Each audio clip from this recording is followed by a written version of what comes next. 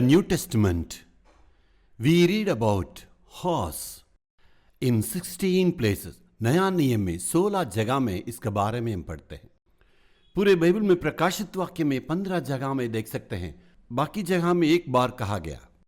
पूरे बाइबल में यदि आप देखेंगे 16 जगह में घोड़े के बारे में कहा गया, उसमें 15 जगह प्रकाशित वाक्य में, बाकी एक जगह में है. उस प्रकाशित वाक्य में आप देख सकते हैं उस 19 अध्याय में सिर्फ घोड़े के बारे में वहां पर 5 बार कहा गया. पूरे बाइबल में आप 16 बार देख सकते हैं युद्ध घोड़े के बारे में, और प्रकाशित वाक्य में 19 अध्याय में 5 जगह में और बाकी जगह में 16 जगह में वो कहा गया था. आज हमारे अध्ययन के लिए प्रकाशित वाक्य 19 अध्याय में से उसकी 11 पद से अध्ययन करेंगे. फिर मैंने स्वर्ग खुला हुआ देखा. यूहन्ना ने क्या देखा? वो कहते हैं मेरी आंखों के सामने स्वर्ग खुला है और देखता हूं ये एक श्वेत घोड़ा है. वो युद्ध का घोड़ा श्वेत रंग में था और उस पर एक सवार है जो विश्वास योग्य और सत्य कहलाता है. वो योद्धा के समान है. जो उस पर सवार था वो धार्मिकता और न्याय के लिए युद्ध करता है. वो धार्मिकता में न्याय करके युद्ध करने वाले हैं. युद्ध करने वाला कौन से घोड़ा में सवार होकर आए हैं?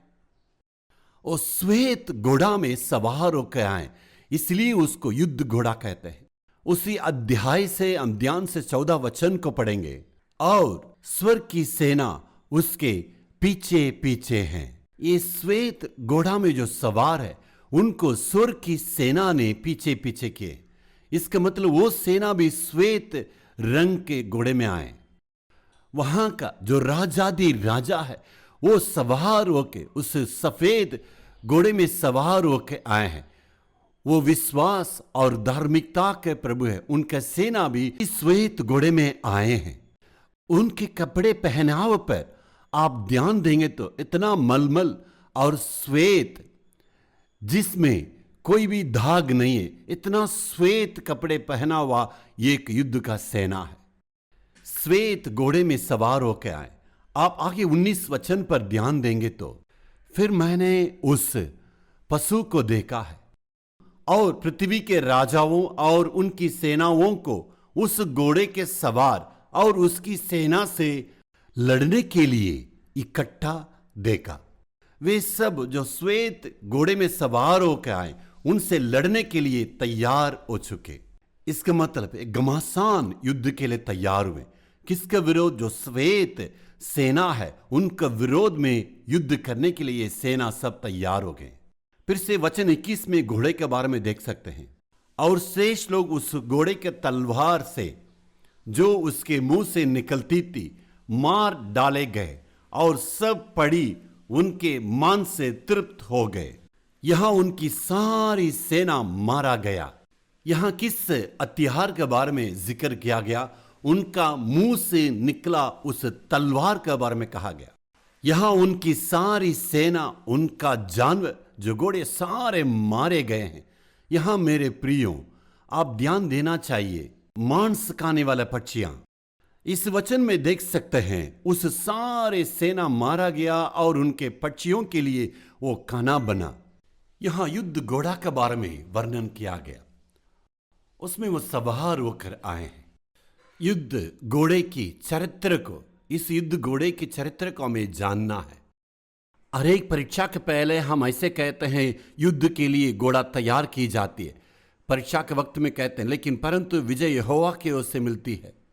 युद्ध घोड़ा की चरित्र को हमें जानना है.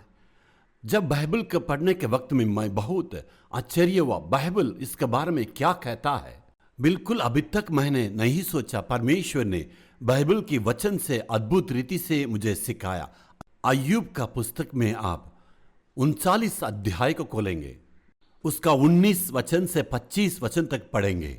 उस वचनों में आप देख सकते हैं घोड़े के बारे में इतना सुंदर ढंग से विवरण किया है. अय्यूब, बता, क्या तूने घोड़े को बल दिया और क्या तूने ही घोड़े की गर्दन पर अयाल जमाया है? 20 अय्यूब, बता, जैसे टिड्डी कूद जाती है क्या तूने वैसा घोड़े को कुदाया है? घोड़ा घोर स्वर में हिनहिनाता है और लोग डर जाते हैं। 21 घोड़ा प्रसन्न है कि वह बहुत बलशाली है और अपने खुर से वह धरती को खोदा करता है। युद्ध में जाता हुआ घोड़ा तेज दौड़ता है। 22 घोड़ा डर की हंसी उड़ाता है क्योंकि वह कभी नहीं डरता। घोड़ा कभी भी युद्ध से मुख नहीं मोड़ता है। 23 घोड़े की बगल में तरकस थिरका करते हैं। उसके सवार के भाले और हथियार धूप में चमचमाया करते हैं। 24 घोड़ा बहुत उत्तेजित है। मैदान पर वह तीव्र गति से दौड़ता है। घोड़ा जब बिगुल की आवाज सुनता है तब वह शांत खड़ा नहीं रह सकता। 25 जब बिगुल की ध्वनि होती है घोड़ा कहा करता है, आहा। वह बहुत ही दूर से युद्ध को सूंघ लेता है। वह सेना के नायकों के घोष भरे आदेश और युद्ध के अन्य सभी शब्द सुन लेता है। सूंघ लेता है। The nature of war horse. युद्ध घोड़ा का चरित्र में 12 ऐसे लक्षण को मैंने यहां पर पाया है। भूमिका को जानना है। अय्यूब के मित्र के बारे में आपको पता होगा। उनका नाम है एलीफाज, बिल्दाद और सोपार। अय्यूब उस वक्त में सारे लोगों से धनवान था। हालातें बदल चुका था। उनके सारे जानवर मर गए, उनका परिवार के सारे बच्चे मर गए, धन दौलत सब दूर हो गया और कंगाल बन गए। उनसे मिलने के लिए उनके पास मित्र आए। अय्यूब के इस हालात को देखने के बाद उन दोस्तों का मुंह सब बंद रहा, क्योंकि इतना दुखित हुए 7 दिन तक उन्होंने मुंह नहीं खोला। अय्यूब की हालात को देखने से अय्यूब के दिल में गहराई के रूप में चोट है, इसलिए उन्होंने 7 दिन तक मुंह नहीं खोला। उसके बाद मुंह खोले। मैं बार बार यही कहता, अय्यूब के मित्रों ने अय्यूब के लिए यदि भलाई किए, इसका मतलब उन्होंने जब अपना मुंह को बंद रखे तो भलाई किए। अय्यूब के मित्रों ने आके अय्यूब के बारे में ये कहने लगे, जरूर तुमने अपने जीवन में कुछ न कुछ गलतियां किए हैं, तुम्हारा जीवन में कुछ कमियां हैं, कुछ अपराध हैं, इसलिए इतना बड़ा दंड आया है। अय्यूब ने कहा, नहीं, मैं तो इतना सही हूं, मैं तो अपने जीवन में खराब व्यक्ति हूं, मैंने कुछ नहीं किया। लेकिन दोस्तों ने नहीं माना। नहीं नहीं नहीं, आपने जरूर कुछ गलतियां की, इसलिए परमेश्वर ने आपको दंड दिए हैं। उसमें जब निष्कर्ष नहीं निकला, उसमें एलीपज ने मुंह खोला, कहा वो तेमानी देश का था। इस पर एलीपज को एक प्रकाश मिला। पूरे 37 अध्याय में आप देखिए, पूरे तर्क वितर्क और बहस कर रहे हैं। बिना मतलब का वो तर्क वितर्क कर रहे थे। अय्यूब अपने पक्ष के बारे में कहते हैं, उनके दोस्तों ने उनके अपराध के बारे में कहते हैं, इधर उधर की बातें कहते हैं, कुछ लाभ का नहीं।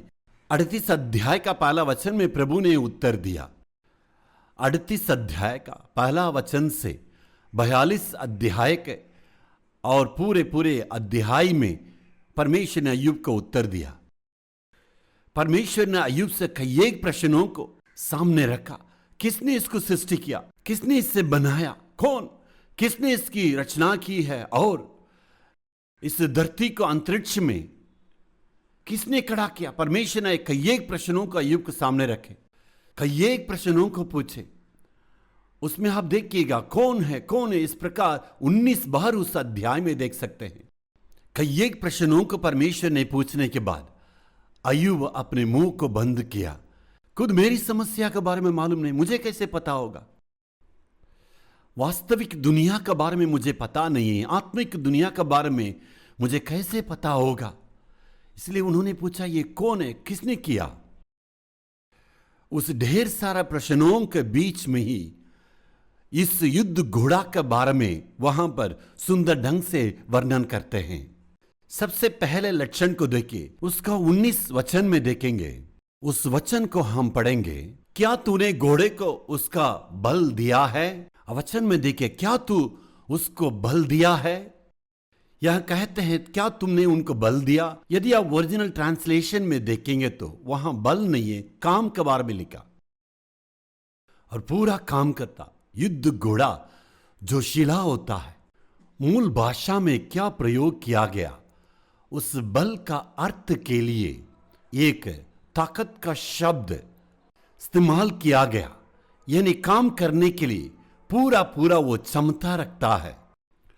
आपके पास युद्ध का घोड़ा है, इसका मतलब युद्ध के घोड़े रखे तो काम करने का क्षमता है।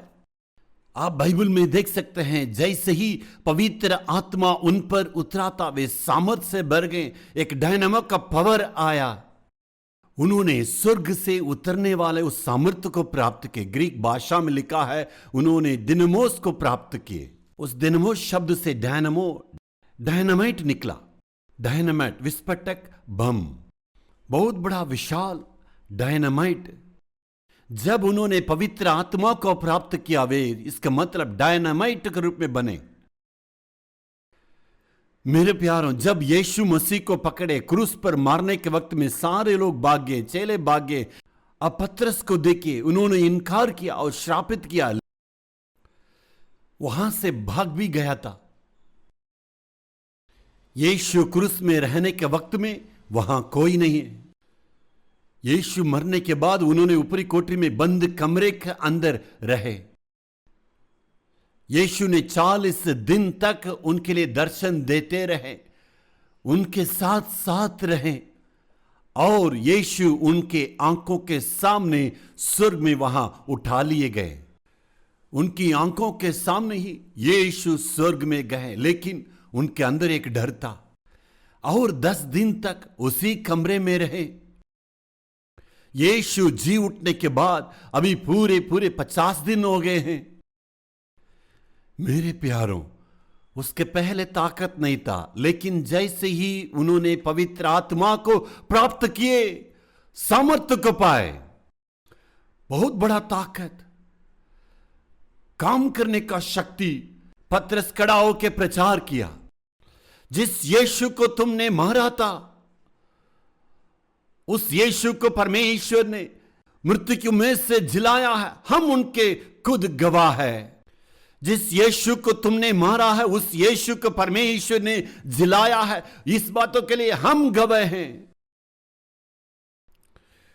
उन्होंने मंदिर गए, वहां जन्म के लंगड़े को देखे और उन्होंने कहा था यीशु के नाम से तू चलो, काम करने की पवित्र आत्मा का ताकत को पाए। सबसे पहले में उस युद्ध घोड़े के पास काम करने का क्षमता है, एक ताकत चाहिए। यीशु के लिए जीना है, यीशु के लिए काम करना है, यीशु के लिए मरने के लिए एक ताकत चाहिए। हमें एक ताकत होना चाहिए। यानी युद्ध घोड़ा के बारे में यहां देख सकते हैं, एक अदुर्नीय ताकत है। उसका बल कैसे मिला है? परमेश्वर ने उसके लिए बल दिया। उस वचन को हम आगे अध्ययन करेंगे। क्या तूने उसकी गर्दन में पहरातावी अयाल जमाई है? उसके गर्दन में गरजने वाले आवाज को देखते हैं। प्रेरित 2 अध्याय का 14 वचन में उन निगारों के साथ पतरस खड़ा हुआ और ऊंचे शब्द से कहने लगा, यानी धीमे से नहीं, ऊंचे शब्द में कहने लगा। किसी से डरा नहीं और धीमे से नहीं कहा। कैसे कहा? ऊंचे शब्द में। अक्सर लोग ऐसे कहते हैं वहां 120 लोग इकट्ठे हुए हैं, ज्यादा लोग थे, लेकिन आप उस वचन को आप देखेंगे तो वहां सिर्फ 12 ही लोग रहे। यदि आप ध्यान से देखेंगे तो उस ऊपरी कोठरी में सिर्फ 12 ही लोग वहां रहे, लेकिन उन्होंने इतना ऊंचे शब्द से चिल्लाए तो हजारों लोग वहां इकट्ठे हो गए। हजारों लोग आ गए। वहां 120 लोग नहीं रहे। वचन में देखिए, सिर्फ 12 ही लोग वहां पर इकट्ठे थे। वहां सिर्फ 12 ही लोग रहे। हो सकता है आप 120 भी रख ले। उतना उन्होंने चिल्लाया तो पूरे गांव के लोग वहां इकट्ठे हो गए। उन्होंने इतना चिल्लाया, पूरे गांव के लोग वहां जो भी इकट्ठे हुए थे सारे लोग वहां खड़े हो गए। उन लोग के बीच में पतरस खड़ा हो गया। इन पतरस को तो आप जानते हैं, एक नौकरानी के सामने यीशु को इनकार किया और उनको श्रापित किया। वो पतरस अभी उन लोग के बीच में खड़ा हुआ। ऊंचे शब्द से उन्होंने कहा, जिस यीशु को तुमने क्रूस पर मारा था परमेश्वर ने उसे जिलाया, हम उसके लिए गवाह है।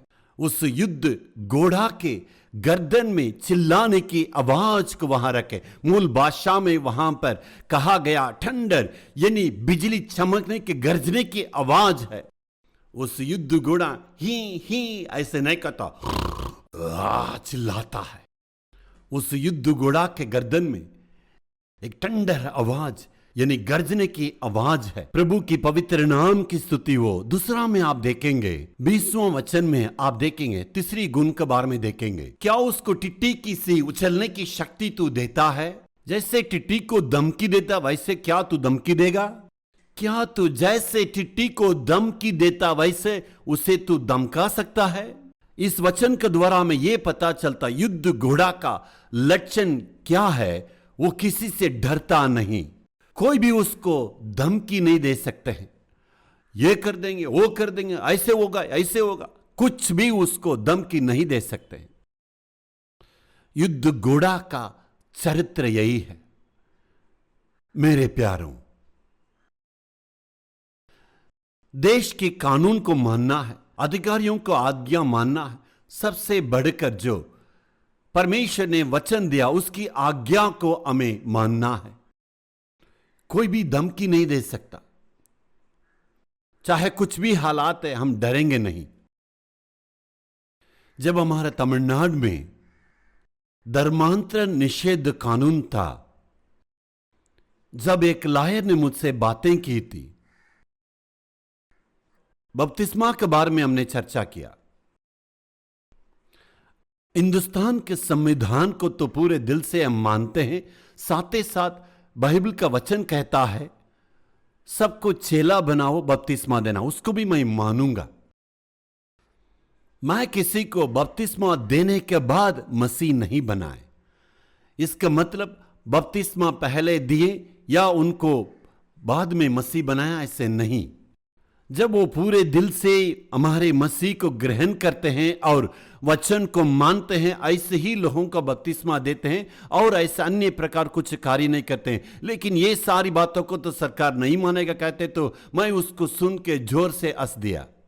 जेल में डाल देंगे, डालने दें। इस देश के महान पुरुषों ने जेल में गए, इंदिरा गांधी, नेहरू और महान महान पुरुषों ने जेल में तो जरूर गए हैं। कितने लोग जेल में गए हैं। नेहरू जेल में ही डिस्कवरी ऑफ इंडिया पुस्तक को उन्होंने लिखा। नेहरू जेल में से जो चिट्ठियां लिखी थी अपने बेटी के लिए, वही इतिहास के लिए एक बहुत बड़ा गवाही बना है। मेरे प्यारों, जब जॉन बनियन जेल में रहे उसी वक्त पिलग्रिम्स ऑफ प्रोग्रेस को लिखे थे। हमने अपराध करके जेल नहीं गए हैं। लोगों को यह सिखाते हैं माता पिता की आज्ञा मानो। क्या हम धर्म परिवर्तन करते हैं? सही मार्ग में जाने के लिए कहते हैं। पति अपने समान पत्नी से प्रेम करना, क्या ये धर्म परिवर्तन के बारे में कहते हैं? यीशु ने क्या कहा? अपने समान दूसरों को प्रेम करना। क्या यहां धर्म परिवर्तन हो रही है? नहीं। इसे कहने से कैसे धर्म परिवर्तन होगा? मेरी बातें ना माने या मानने, उससे मुझे कोई लेन देन नहीं है। यदि शायद मैं जेल चला भी जाऊं तो कोई फर्क नहीं पड़ता। इस देश में कितने लुटेरे मालो माल लूट के जेल में जाके कैद है। युद्ध घोड़ा को कोई भी धमकी दे नहीं सकते हैं। युद्ध घोड़ा का लक्षण यही है। जैसे टिट्टियों को धमकी देता, वैसे युद्ध घोड़ा को तुम कभी भी धमकी नहीं दे सकता। इसलिए भूतपूर्व मुख्यमंत्री ने कहा था, ये मसीह लोग खटमल के समान हैं, जितना इनको दबाते रहेंगे उतने ही वे बढ़ते जाएंगे। मेरे प्यारों, युद्ध घोड़ा का गुण क्या है? वो किसी से भी जरा से भी नहीं डरता। उसी 20वां वचन में आगे देखिए, सुंदर ढंग से यहां पर विवरण करते हैं। उसके पुकारने का शब्द डरवाना होते हैं। उसके नासिका का गुहा भयंकर है। उसकी सूंघने के बारे में कहते हैं वो तो महिमा है। नहीं नहीं, मुझे बहुत डर लगता, मुझे बहुत घबराहट, ऐसे नहीं। हालेलुया। उसकी आवाज का वर्णन को यहां देखिए। जब वो गरजता है, उसकी आवाज में एक महिमा है। एक पवित्र जंत है, पालिकाप उनका नाम है। यफेसु कलीसिया का बिशप रहे। पौलुस ने यफेसु के कलीसिया को शुरुआत की, उसके बाद यूहन्ना वहां सेवा किए, यूहन्ना के बाद वहां तीमुथियुस ने सेवा किए, तीमुथियुस के बाद पॉलीकार्प नामक एक प्रभु का दास रहे। उनका अवस्था जब 80 उम्र के हो गए, उनको उन्होंने जिंदा जलाने के लिए तैयारी की। उनको जिंदा जलाने के पहले उनसे रोम के अधिकारी ने उनसे कहने लगे, क्या पालिका तुम्हें मालूम है, मैं तुम्हें जलाने जा रहा हूं, पूरी दुनिया तुम्हारे खिलाफ में है, क्या ये तुम्हें पता है? तब पालिका ने और हिम्मत से कहा, पूरी दुनिया मेरे खिलाफ में नहीं है, मैं इस दुनिया के खिलाफ में। यही घोड़े का गंभीरता को कहते हैं। ये दुनिया मेरा खिलाफ में नहीं है, मैं इस दुनिया के खिलाफ में हूं। चाहे दुनिया मेरे खिलाफ है, इस युद्ध घोड़ा के गर्दन में एक अहंकार रहता है। वचन 21 में देखिए, वह तराई में टाप मारता है और अपने बल से हर्षित रहता है। वह हथियारबंदों का सामना करने को निकल पड़ता है। जैसे ही वो दुश्मनों को देखता है, अपने पैर पर टाप मार मार मार के अपने दुश्मन को आगे को देके और वहां बढ़ जाता। खुद उस घोड़े अपने बल पर हर्षित होता है और दुश्मन की ओर आगे बढ़ते हैं। दाऊद को ऐसे ही हम देखते हैं। जैसे ही गोलियात ने वहां पर आया, साउल और उनके सारा सेना इधर उधर दौड़ रहे, क्योंकि गोलियात तो 10 फुट की लंबा चौड़ा व्यक्ति है। उसके पास तो युद्ध करने के लिए बड़े बड़े हथियार है, और उस गोलियात को देख के सारे सेना भाग दौड़ रहा है। जब उन्होंने गोलियात को देखे तो वहां उनके सामने से भागे, लेकिन दाऊद को देखे तो लगभग 18 वर्ष का है। दाऊद बहुत सुंदर है, उसका शरीर देखे, आंखों को देखे इतना सुंदर है। दाऊद ने उस गोलियात को देखा था, वही हेलमेट पहना, वही तलवार है, उतना बड़ा युद्ध का सारे हथियार रखा, सारा सेना भगाता। लेकिन अभी मेरा बाइबल कहता है दाऊद उसके सामने खड़ा हो गया, गोलियात का सामना दौड़ाता। इसे कहते हैं युद्ध का घोड़ा। समस्या को देखे, गोलियात को देखे सारा सेना तितर पितर हो गया है, लेकिन युद्ध घोड़ा अपने बल के गंभीरता से चिल्लाता है। इतना बड़ा ताकत हमें कहां मिला है? स्वर्ग से मिलने वाला आत्मा के द्वारा मिला है। ये कहां से मुझे ताकत मिला? ये ईश्वरीय ताकत कहां से मिला? मेरे पवित्र आत्मा के द्वारा मिला। मैं उसमें आनंदित रहता हूं। मैं अपने बल पर आनंदित होके उस गोलियात का विरोध में सामना खड़ा हूं। ये अन्य पुरुष मेरा परमेश्वर के सामने वो कुछ भी नहीं है। ये अन्य पुरुष जो आकाश और पृथ्वी का जो सृजनहार परमेश्वर के सामने कैसे लड़ सकता? मैं उसका विरोध लड़ूंगा। युद्ध घोड़ा का यही लक्षण है। युद्ध घोड़ा का गुण क्या होता? वो लड़ने के लिए तैयार रहता है, किसी से वो जल्दी डरता नहीं। उस घोड़े में चिल्लाने की अहंकार आवाज रहता। वो दुश्मनों को देख के उनका सामने खड़ा हो जाता है। वो बहुत आनंदित रहता है। और आगे हम 22वें वचन पर ध्यान देंगे। वह डर की बात पर हंसता और नहीं घबराता और तलवार से पीछे नहीं हटता। वह कभी भी नहीं घबराता है, कभी भी नहीं डरता और नहीं घबराता है। जीवन में कुछ भी होने दे, मेरे नाव के विरुद्ध लहरें उठने दे, लेकिन कभी भी नहीं घबराऊंगा। हे प्रभु, मैं नहीं घबराऊंगा। जी, मैं इससे पहले ये घटना को कहा हूं, लेकिन फिर से कहने के लिए चाहता हूं। बहुत ही सालों के पहले, लगभग 20 साल की पहले की बात है। उस वक्त हमारे साथ रूपस भाई काम करते थे। उस वक्त रविवार की आराधना के लिए तैयारी करने के लिए कम से कम 20 या 30 लड़के इकट्ठे होते थे। सुबह ही गीत लगा देते थे। मैं और पत्नी और मेरी बेटी सब प्रार्थना की भवन में ही ठहरते थे। परिवार वहां आराम कर रहे थे। मैं प्रचार करने के लिए यहां पर प्रार्थना में बैठ के सोच रहा था, लेकिन मैं बहुत ही उदास के साथ था। रूपस भाई ने गीत को सुनाए। मैं पहले बार सुन रहा था। उस गीत का बोल है, नहीं घबराएंगे नहीं घबराएंगे।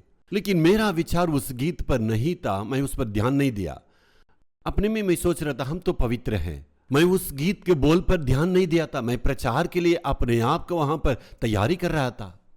उस गीत में एक शब्द आया, तेरी तो सेवा है मैं नहीं घबराऊंगा। तभी उस गीत पर मैंने ध्यान दिया था। जी हां, समस्या आए, कुछ भी आए, मैं कभी नहीं घबराऊंगा।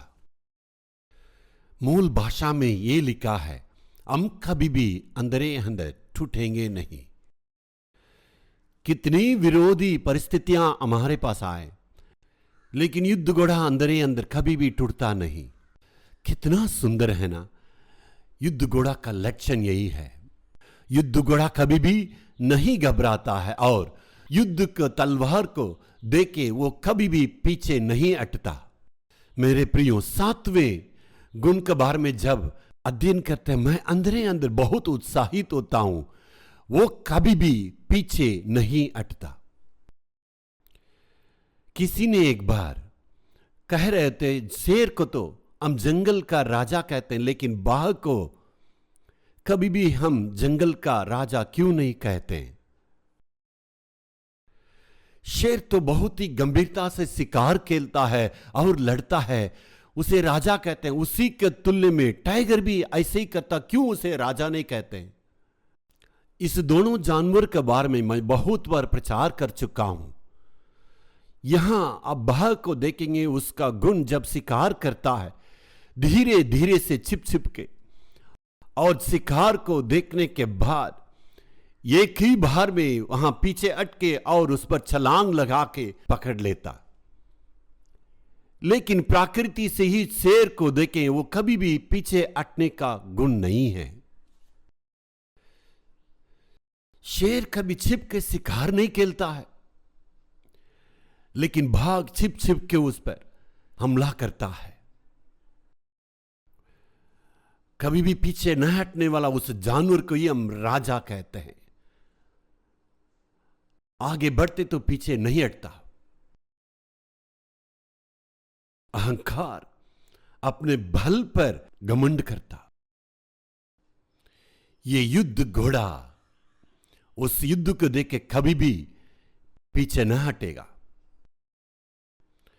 उस टाइगर के समान वो पीछे से हमला नहीं करता, वो आगे से हमला करता है। युद्ध घोड़ा का 7वें लक्षण है, जब यीशु मसीह को ग्रहण करते हैं, हमें हमेशा आगे बढ़ते रहना, चलते जाना है, पीछे न हटना। चाहे मेरे जीवन में कुछ भी आने दे, हालात कुछ भी हो, मैं यीशु मसीह को अनुकरण करने के लिए शुरू किया है। मैं कभी भी पीछे नहीं हटूंगा। मेरे प्यारे, ये घटना को मैंने पहले कहा, असम में हुई थी। 19वीं शताब्दी के अंत में वेल्स में जागृति आया और वेस्ली मिशन के द्वारा बहुत मिशनरियां हिंदुस्तान में आए, असम में सेवा की। वहां गाहुर नाम का एक जाति है, आदिवासी। गाहू इस जाति का अर्थ है यानी सिर को काटने वाले। मिशनरियों ने वहां सेवा किया, बहुत सारे लोग यीशु को ग्रहण किए। उस गांव का नेता को यह संदेश जाके पहुंचा। पता लगा कि कौन पहले यीशु को ग्रहण किया। वहां 9-7 परिवार है, पति पत्नी बच्चे सब लोग यीशु मसीह को ग्रहण किए।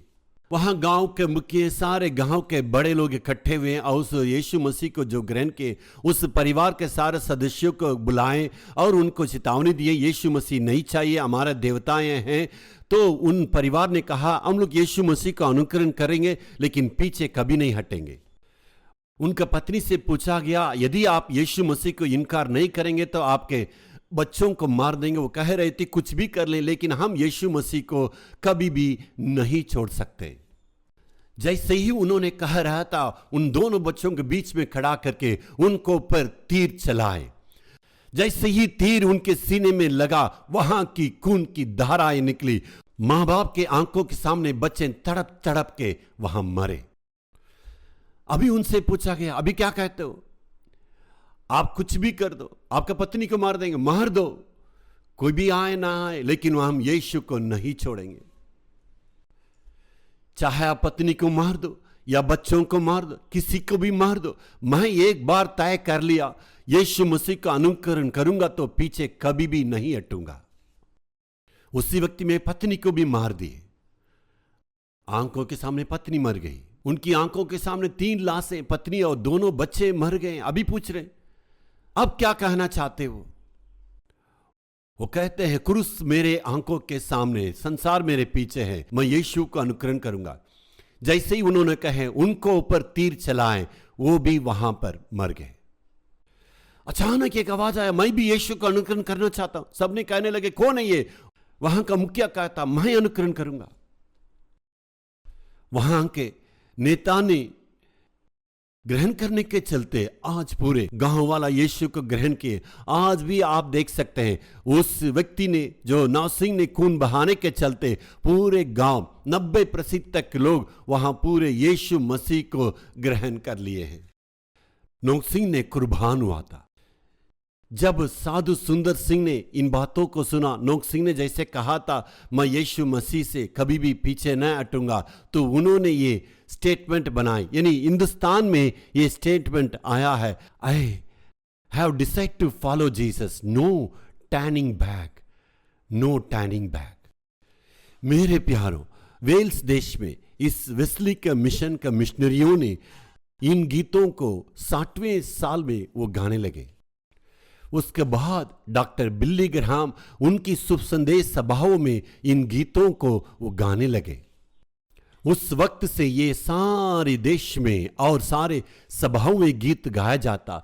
मैं जब तक ये जानता हूं, ये गीत है बहुत सारे भाषाओं में, बहुत सारे लोगों के बीच में अनुवाद किया गया। हिंदुस्तान से ये गीत जन्म हुआ है, इस गीत को अनुवाद किए हैं। मेरे प्यारों, ये गीत और अन्य देश में, जर्मन में, अमेरिका में नहीं हुआ है। जिस देश में मैं जन्मा हूं, इस भारत देश में ऐसे घोषणा किए हैं, मैं यीशु मसीह का अनुकरण करूंगा, कभी भी न हटूंगा। I have decide to follow Jesus, no turning back, no turning back. मैं कभी भी पीछे न मुड़ूंगा। संसार के कई हिस्से में, कई कोने में, कई भाषा में आज भी ये गीत गाए जाते हैं। प्रभु की मैं महिमा करता हूं। युद्ध के घोड़े के रूप में रहने के लिए तय करना है। कुछ भी है, मैं सामना करूंगा। यदि मैं निर्णय लेता हूं, कभी भी पीछे न हटूंगा, कभी भी ना मोड़ूंगा, कभी भी मैं पीछे न हटूंगा। कुछ भी आए, आगे बढ़ते रहूंगा, पीछे कभी नहीं हटूंगा। मेरे प्रियो, 8वें बातें पर हमें ध्यान देना है। वहां पर लिखा है, डर की बात पर वो हंसता है। डरने की नौबत आने से, ऐसे परिस्थितियां, डरने की बातें आने से उसको देख के वो हंसता है। डरने की बातें आने से वो बातें को देख के हंसता, मैं कैसे डरूंगा, इसे देख के मैं नहीं डरूंगा। डरने की चर्चा के बारे में सुना, डर कहां पर है, वो कहां बिकता है, डर कैसे रहता है। यानी डर बिल्कुल उसके गुण में ही नहीं है, उसका गुण में नहीं है। हमें भी ऐसे ही रहना है।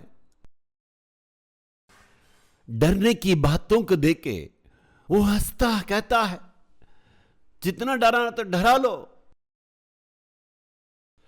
सिर्फ तुम डरा सकता तो कर लो। यही युद्ध घोड़ा का गुण होता है। वो डरने की बातों पर हंसता है। 23वें वचन पर हम ध्यान देंगे। यहां कहते हैं तर्कस। तर्कस का मतलब क्या है? तर्कस का मतलब तीर रखने का चोंगा।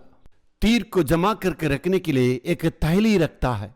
तर्कस और चमकता हुआ सांग और भाला उस पर कटकटाता है। यहां पर लिखा है, बाला उस पर कटकटाता है। उस पर वो खटखटाता है। एक सूरवीर अपने सारे हथियार के साथ, तलवार के साथ, भाला के साथ, तीर के साथ उस घोड़े के ऊपर जब खड़ा रहता है और घोड़े खटखटाता है, तरकस और चमकता हुआ भाला उस पर खटखटाता, यानी दूरी से वो चमकता है। वह रीस और क्रोध के मारे भूमि को निगालता है। जब नरसिंगे का शब्द सुनाई देता है तब वह रुकता नहीं। अब घोड़े पर यदि ध्यान दें तो वो हमेशा ऐसे चिल्लाता है। वह रीस और क्रोध के मारे भूमि को निगालता। जब नरसिंह का शब्द सुनाई देता है तब वह रुकता नहीं। युद्ध घोड़ा का लक्षण देके युद्ध आने से क्या वो जाके छिप जाता है, वो सामने रहता है। एक घोड़े के अंदर देख के ये अहंकार रहता है और उसे देख के क्रोध करता है। इसके पास वास्तविक में ही एक गंभीरता से चिल्लाने की आवाज रहता है और मूर्खता से वो कहता हाँ करके आवाज देता है। भला आए, तलवार आए, कुछ भी आ रहे, ऐसे देख के वो हंसता है।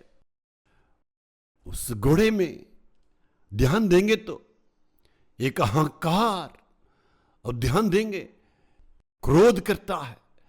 मेरे प्रियो, मैं इसके पहले भी बहुत बार कह चुका हूं, हम कहते हैं सच्चाई पर चलते हैं तो हमें सच्चाई पर चलने में घमंड करना है। मैं बार बार आईडी के बारे में कहता हूं, यानी पहचान। इन लोगों के लिए अलग पहचान है। उनका चाल चलन या उनका संस्कृति, उनका पहनाव, और थोड़े से रस्सी पहनते हैं, देखने से पता चलता है वो हिंदू है। मैं मसीह हूं ऐसे बताने के लिए हमारे पास क्या पहचान है? कुछ लोग ऐसे कहते हैं, गर्दन पर क्रूस लटका लेते हैं। हमारे प्रेमी यीशु को उसी क्रूस पर तड़पा तड़पा के मारे हैं। यीशु मसीह का मारने का हथियार है, खून करने का वो हथियार है, वो क्रूस। एक पत्नी अपने पति को मारने के लिए एक चाकू निकालती है, उस छुरी से उसको बहुत जगह में मार मार के 42 जगह पर उसको इतना मार मार के हत्या करती है और कहती है, मैं इसी चाकू से मेरे पति को मार दिया हूं, ये मेरे लिए पुण्य है और इसको मैं लटकाना चाहती हूं। ऐसे कहने से क्या सोचेंगे? हमारे देश पिता गांधी जी को बंदूक से मार दिए। अचानक सरकार कहे यही देशीय प्रतीक है, तो क्या आप मानेंगे? वैसे ही यीशु मसीह को जो क्रूस पर मारे, उस क्रूस को प्रतीक के रूप में कहेंगे तो मानेंगे? थोड़ा से सोचिए, हमारे लिए प्रतीक क्या है? बहुत लोग पेंटिकास्ट बनना चाहते हैं। उनको यहां के आराधना बहुत अच्छा लगता है, यहां का गीत उनके लिए अच्छा है, यहां का संदेश उनके लिए बहुत अच्छा, यहां संगाई के लिए प्रार्थना करते हैं, समस्या के लिए प्रार्थना करते हैं, वो सब ठीक होते हैं, ये सब उनके लिए बहुत पसंद है। लेकिन हमारा पहचान उनके लिए पसंद नहीं है। पेंटिकास्ट बिल्कुल बनना नहीं चाहते हैं, लेकिन हमें वचन को मानने में, पवित्र रहने में और सारी बातों में धूम दिखाना है, उसमें हमें रुचि दिखाना है। लोगों से हमें कहना है, मैं वचन की आज्ञा मानूंगा, उसमें क्या दिक्कत है? मेरे प्यारों, पुराना जो उदाहरण आपसे कह चुका हूं, फिर से वो कहने के लिए चाहता हूं। गांधी नामक का एक मूवी आया था। मसीह लोग कोई भी मूवी नहीं देखते, लेकिन उस मां ने वहां गांधी जी की मूवी देखने के लिए उस थिएटर पर चली गई थी। वो मूवी देख के आने के बाद कहती है, किताब में गांधी के बारे में पढ़ते हैं, लेकिन मूवी में जाके गांधी के बारे में देखे और बहुत मैं जान गई। इस प्रकार वो संदेशें फैलने लगी, उसके चलते इन बातों पर बहुत चर्चा किया गया। बेंच स्कूल में जब सभाएं हो रही थी उस वक्त मैंने कहा था यदि आप गांधी जी की मूवी को जाके थिएटर में देखने के लिए हक है तो मुझे भी उस मूवी को ना देखने के लिए मेरे पास अधिकार है। मैं बिल्कुल आजाद हूं। यदि आप सिनेमा देखने के लिए आजाद है तो मैं सिनेमा ना देखने के लिए आजाद हूं। मेरे प्यारों, किसी को गहना पहनने के लिए अधिकार है तो मैं गहना न पहनूं, उसमें मेरे पूरी आजादी है। क्यों आप गहना पहनते हैं? सारे लोगों से, समाज से डर के है ना। मैं वचन से डरता हूं इसलिए गहना नहीं पहनता हूं। वचन के लिए मैं बिल्कुल गुलाम हूं। वचन ने मुझ पर अधिकार नहीं दिया। मैं वचन की आज्ञा मानकर अपने आप को वचन के लिए अर्पण किया हूं। मेरी ये आजादी है। मैं बिल्कुल मान लेता हूं। मैं वचन की आज्ञा मानता हूं, इसलिए वचन के लिए मैं डर रहा हूं। लेकिन आप संसार के लिए डर के उसका गुलाम हो गए। डर रहे हैं। क्या मुझसे नहीं हो सकता? पत्नी के लिए मैं गहना तो पहना सकता हूं, कम से कम थोड़ा तो मैं पहना सकता हूं। अपनी बेटी के लिए पहना सकता हूं। क्यों नहीं पहनाए? क्या पैसा नहीं था? क्या मेरे पास उतना सुविधाएं नहीं थी? क्या मैं समाज से डरता था? मेरे समाज के लोग किलो के हिसाब से पहनते, मैंने क्यों नहीं किया? मैं दुनिया की रीति या गहने के बारे में कहने के लिए नहीं चाहता हूं, लेकिन मैं वचन की आज्ञा को बोलता हूं। वचन में गर्व रहना है। इसे गंभीर रूप से गर्व कहते हैं। अहंकार, वचन के गुलाम बनने के लिए अपने आप को अर्पण करना। अहंकार गंभीर, घमंड को नहीं कहते, एक प्रसन्नता, खुशी से कहते हैं। मैं यीशु की अनुकरण करूंगा, वचन की आज्ञा मानूंगा। सिर्फ गहना के लिए नहीं कहते हैं। जिन बातों के लिए यीशु को अनुकरण करने के लिए आपने तय किया है उस पर आप बहुत गंभीरता से रहना है। किसी ने फोनोग्राफी मूवी देखा और उसने इस लिंक को बेच के कहता क्या तुमने देखा है? मैं नहीं देखा। क्यों नहीं देखा? जैसे तुमको देखने के लिए अधिकार है तो मैं उससे बिल्कुल आजाद हूं, मैं नहीं देखूंगा। तुम उस अशुद्धता के लिए गुलाम है, मैं उस अशुद्धता के लिए गुलाम नहीं, मैं आजाद हूं, मैं उसे कभी भी नहीं देखूंगा। उसमें एक निश्चयता होना चाहिए। इसे कहते हैं युद्ध घोड़ा है। वो घबराता नहीं है और उस पर क्रोध करता। मेरे प्यारों, पिता परमेश्वर के लिए मैं महिमा करता हूं। फिर से उस वचन को हम पढ़ेंगे। वह रिस और क्रोध के मारे भूमि को निगालता है। जब नरसिंह का शब्द सुनाई देता तब वह रुकता नहीं। जब नरसिंह फुका जाते हैं उस वक्त डरता नहीं, यूं ही आगे की ओर बढ़ता है। जब जब युद्ध की उस नरसिंह की आवाज को सुनते हैं, इस घोड़े से रह नहीं जाते। वो क्या करता? शांत नहीं रह पाता। उस युद्ध में, वहां जंग में आगे बढ़कर वहां लड़ने के लिए तैयार होकर निकल पड़ता है। जब युद्ध की जंग में खड़े होते हैं, नरसिंह की आवाज सुन के शांत नहीं रह पाता, आगे निकल जाता। हम हमेशा निराश हो जाते, मैं क्या करूं, ये आ गया। जहां कभी अन्याय होती वहां पर ये चुप रह नहीं पाता, वहां आगे निकल के युद्ध करता है। युद्ध घोड़ा का लक्षण है। मेरे प्यारों, 10वें में वास्तविक गुण ऐसा रहता है, युद्ध में शांत नहीं रहेगा।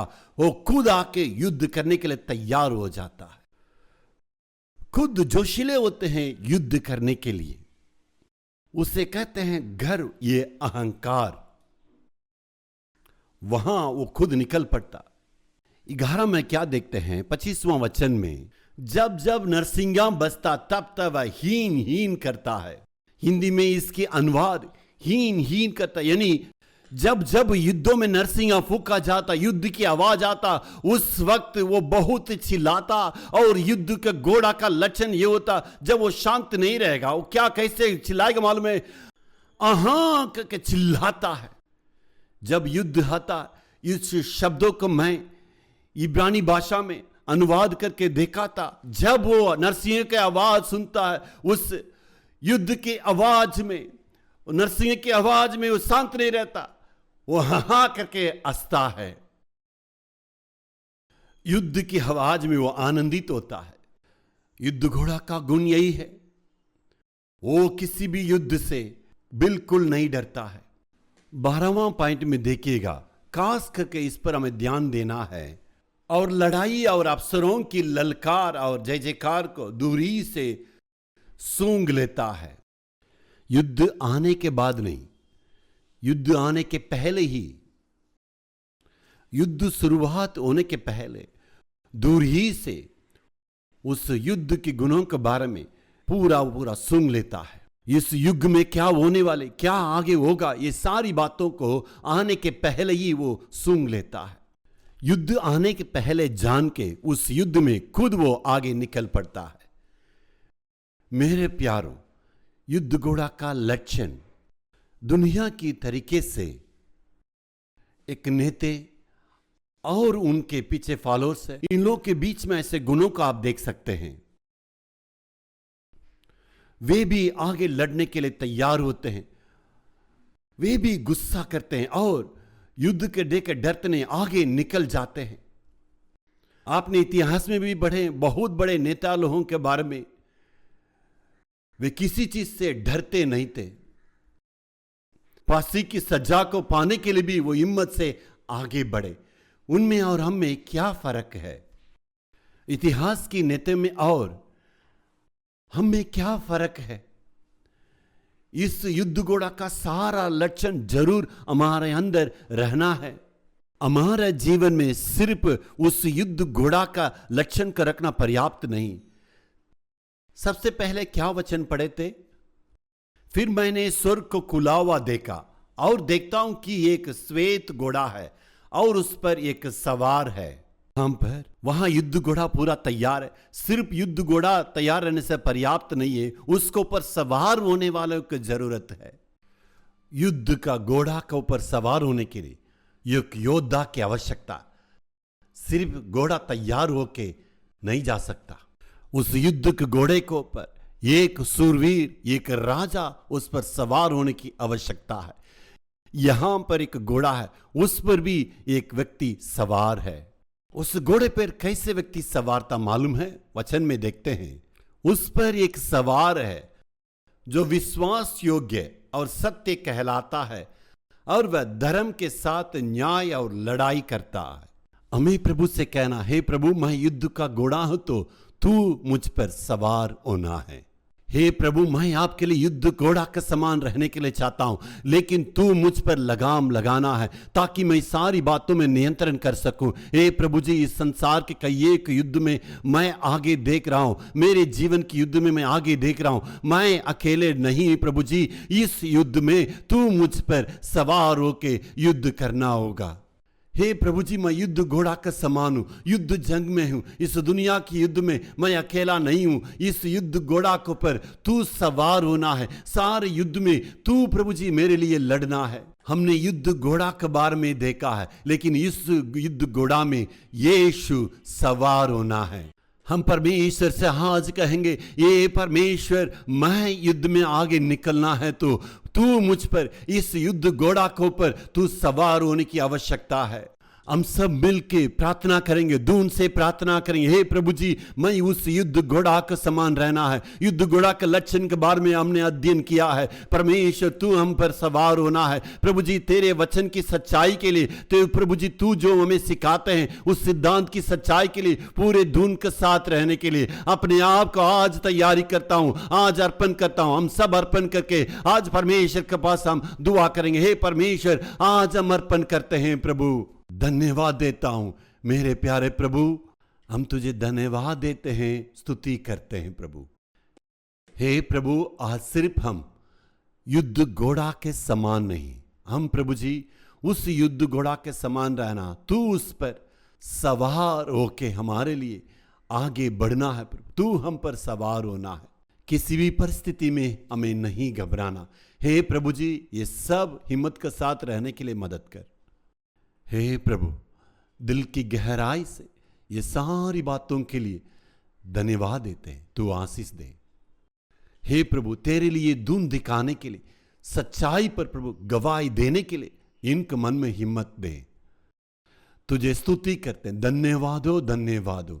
यीशु के नाम से प्रार्थना मांगते हैं पिता, आमीन।